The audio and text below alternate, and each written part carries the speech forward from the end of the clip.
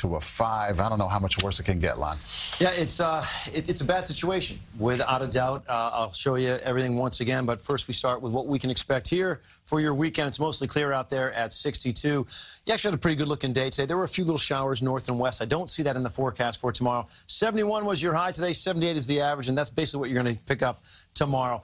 Again, skies basically just fine. Bigger picture will show you a little trace amount of moisture out there, not in the forecast. Okay, we're looking pretty good out there. Mostly sunny, 70 degrees. Similar situation for your day on Sunday, maybe 72 or so, but all in all, your weekend looks to be just fine. Now we go down to Irma. Okay, Irma is a Category 5 right now. Here's the track from the National Hurricane Center.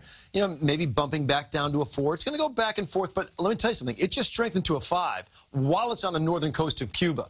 And then it sort of pushes right up Florida. Wherever it goes, though, let's say the storm travels on the far right quadrant here of the cone, or the far left, or it travels the little skinny red line, right?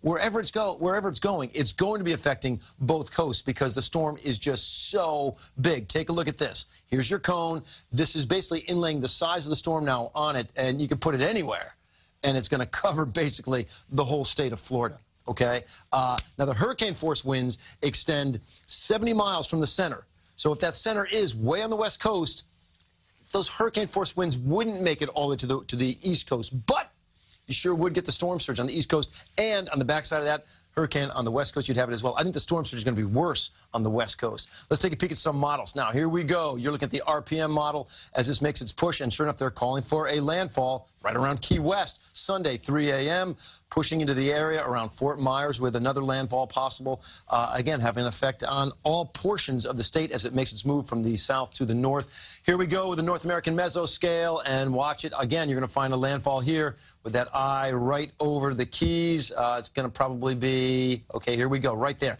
about 5 o'clock in the morning on Sunday, and then it also pushes up. This is showing the eye wall falling apart a little bit. Now, this is the European.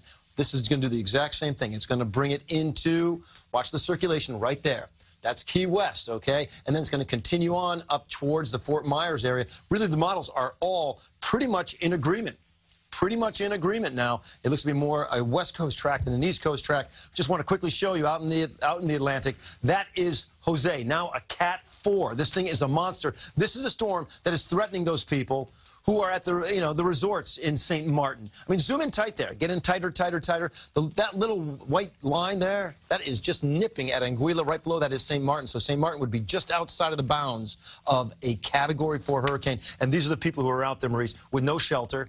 They're staying in homes without roofs, and now you're going to put a Category 4 hurricane on top of that with a lot of debris all over the place. It gets thrown around.